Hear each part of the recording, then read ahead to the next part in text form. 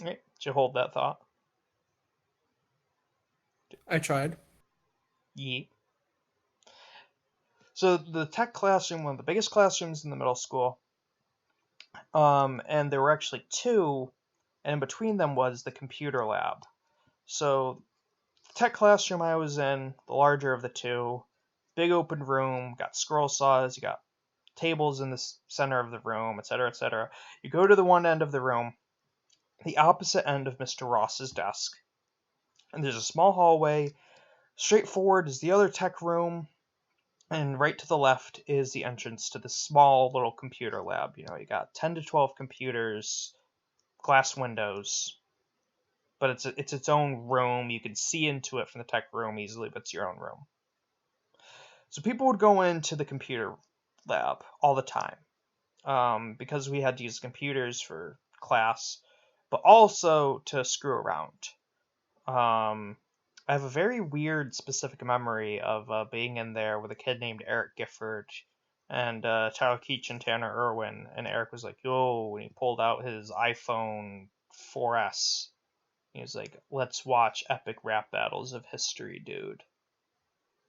And everyone was like, "Hell yeah, we're gonna watch and sing along to some epic rap battles of history." There's a somewhat blast from the past for you. That's a pretty high school thing. This was middle school. Oh, really? Yeah, this was seventh Wow. grade. Hmm. Um, and so one game that Tyler Keach and Tanner Irwin liked to play in the computer lab was Fuck You Mario. And it was basically the penis game, but because we were in the room where, or the class where the teacher's name was Mario and he hated it, the game was just Fuck You Mario, and it was who will dare to yell Fuck You Mario the loudest. So one day they're playing Fuck You Mario. Um, and they're yelling it louder and louder, hey, fuck you, Mario, etc., etc. And then Tyler Keach very loudly yells, fuck you, Mario, at the exact time that someone opens the door to the computer lab. So instead of being in, like muffled by being in a separate room, there's now a like passageway for the sound to escape. I'm not in the computer lab at this point. I am right next to the computer lab. There's also a row of computers in the main room. There's like five in the main room, right up against the glass window where the computer lab's on the other side. So we've been hearing them somewhat muffled do fuck you, Mario, but the only reason that we can hear it is because we're right next to it and Mr. Ross is at the other end of the room. When that door opens, Talakichi yells fuck you, Mario. It clearly comes into the room and everyone stops. Mr. Ross looks up. He just looks at the room. It's hate in his eyes. He doesn't do a thing. He's been tormented. He's been defeated. I see hate and defeat in his eyes. He goes back to whatever he was doing at his desk. A monumentally lucky victory for Tyler Keach. But he screwed up. He took it too far. Got cocky. A few leaks later. Alec, I just said a few leaks later. I heard. So a few weeks later, we are in tech again, and I don't know how they did it without being seen. But Tyler Keach and Tanner Irwin managed to put up a sign, and suddenly it's there.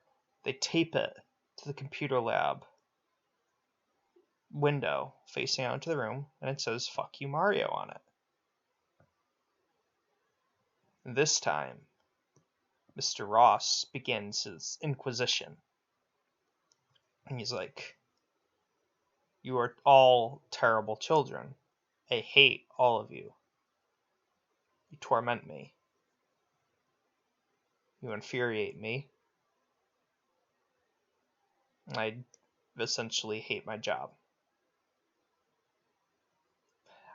but he never got anyone. I say Tyler Keach and Tanner Irwin did it. That was never proved. That's the thing. The sign went up without being known. It was never proved, unless it was. I honestly don't remember. And that's kind of it for Fuck You, Mario. He was weird towards the girls, though, so it's like, deserved it. Yeah. But also, he was psychologically tormented by these children, so it's kind of like, maybe he didn't deserve it,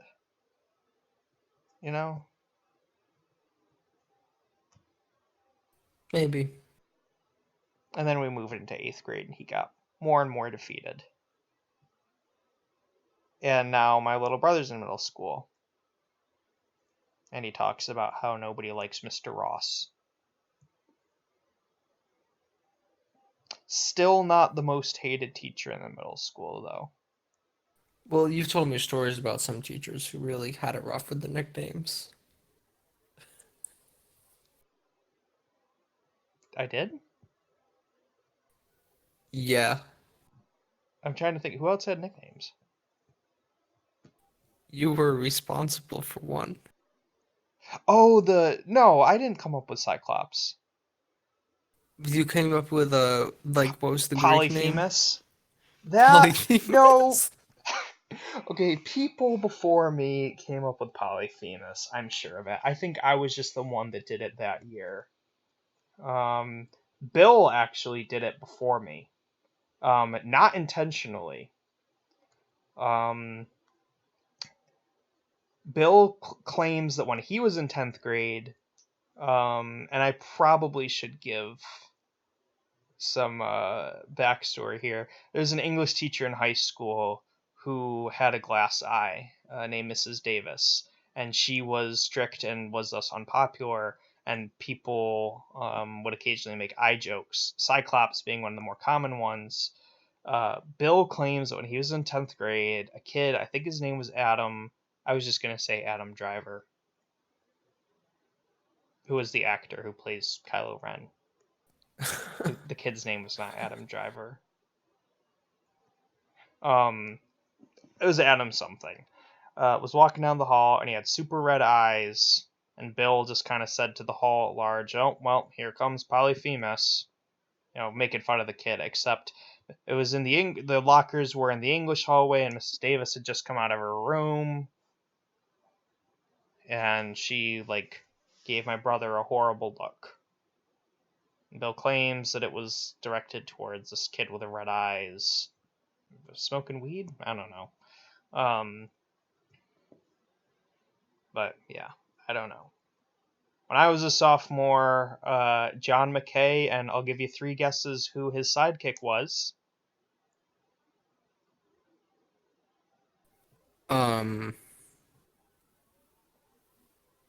Tyler Keach. Tyler Keach. Tyler Keach always shows up. We're already calling her Cyclops, and then one day, because I was socially awkward and a loner, and also vying for, it's disingenuous to say that I was a loner. I still had a couple friends at that point. But I still, wanted, social currency at large, so because I was an ass, I was like, well, she's gone, we need to get under the desks. so we can hide from Polyphemus, just like how in they hid under the sheep. And everyone was like, what? And I explained Polyphemus, and everyone was like, oh yeah, that's a good one. Weird kid who totally is named Kara. And then John McKay thought it was gold, and he and Tyler Keach ran with it for the rest of the year and called her Polyphemus. Oh God, I just remembered I just remembered they had a jingle.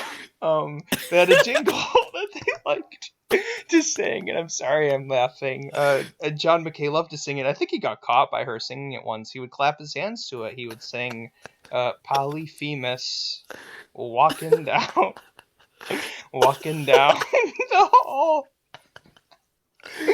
So he was singing Polyphemus, walking down the hall, Polyphemus, rocking one eyeball, Polyphemus. Oh my god. That's really awful. Yes, it is. These kids were horrible, Do you remember and what they did with you told me one time they did something with the computer screens? Do you remember that?